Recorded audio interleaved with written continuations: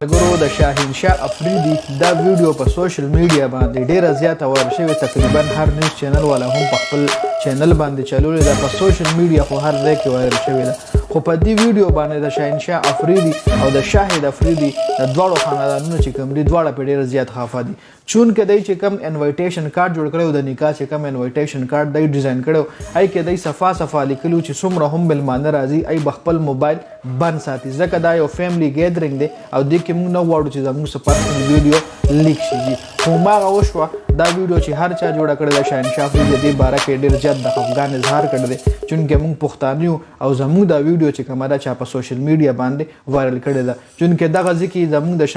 شاهد خان افریدي او د شاهین افریدي فیملیزو سپکې ګیسټو د بهر هم نو چې پته اوس نه لګي دا ویډیو چا هم وایرل کړې ده، د موږ سره ډېر زیاتې کړی دی. په دې ویډیو باندې په سوشل میډیا باندې هم ډېر زیات تنقید کیږي، هر یو کس شیر کوي چې دا خو پښتانه دي او پښتنو له داسې قسم ویډیو جوړل نه دي پکار. ګوره جی دا یو د پرسنل ویډیو و، د دې نکاح شوی دی، جی دا اوس یو جوړه ده، یو کاپل دی، جی د نکاح شوی الریډي دا د دې جنۍ چې کوم دی شاهین افریدي خاوند دی او د شاهین افریدي چې کومه ده جنۍ ښځه ده، نکاح شوی ده الریډي. خو د اوس په دې خفه دي چې دا ویډیو خلکو ولې وایرل کړې ده. شاهین افریدي په خپلو خبرو کې دا هم ویلي دي چې موږ پښتانه یو او موږ داسې قسم بېهوده حرکات نه کوو، دا حرکت که موږ کړی دی دا زما خپله ښځه ده، خو چونکې دې خلکو له نو په کار دی چا هم دا ویډیو وایرل کړی دی، موږ سره زیاتی کړی دی، زموږ عزت چې کوم دی په سوشل میډیا باندې ورچولی دی. اوس په تاسو وایي چې تا خو هم شیر کا، نو ما ځکه شیر کا چې دا الریډي دی نه ټول ټیک ټاک هم ډک دی، دی نه ټول فیسبوک هم ډک دی،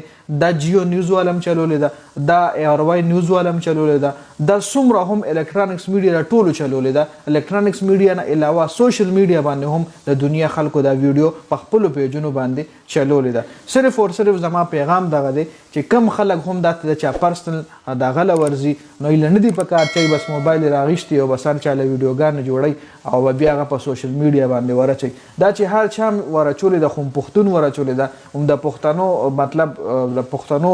د خپل فیملی ګیدرینګ مطلب د نکاح و ټول پښتانه پکې راټولو او که بهر پنجاب پکې سوکو نو به هم د دغه کرکټرانو ښځې راغلي وي، څومره هم سرفراز راغلی او ډېر داسې زموږ کرکټر پلیرانو چې راغلي په دغه نکاح کې شرکت کړی، نو کېدای شي د هغوی ښځو هم وایرل کړي، خو چې هر چا وایرل کړې ده زیاتی کړې ده، ځکه پښتانه داسې قسم ویډیو په سوشل میډیا باندې نه وایرل کوي. څومره هم شاید تاسو شاهد افریدي وګورئ، د شاهد افریدي ښځې تصویر تر اوسه په دې فیسبوک باندې یا په الکترانیک میډیا باندې یا په سوشل میډیا باندې تر اوسه پورې د شاهد افریدي ښځه چا نه ده لیدلې جي، خو د شاهین افریدي د ښځې تصویر چې کوم دی د نکاح پر ورځ وایرل شو. نکاح ورځ نه مخکې هم د آن شاه افریدي خپل انسټاګرام دی، خپل ټویټر اکاونټ دی، په هغې باندې خپل پکچر ورکوي، خو مطلب دی پکچر داسې وي چې دی مکمل حجاب تصویر تاسو له پته را شاهد افریدي چې کوم دی یو ډېر غیرتي ځوان دی، هغه خپلو رویانو له ډېر ښه تربیت ورکړی دی. خو اوس شاهین افریدي په دې ویډیو باندې ډېر زیات خفه دی، زموږ په سوشل میډیا باندې هم ډېر خلک ټارګېټ کوي چې شاهین افریدي یو پښتون دی او داسې قسم ویډیو وایرل شوې ده.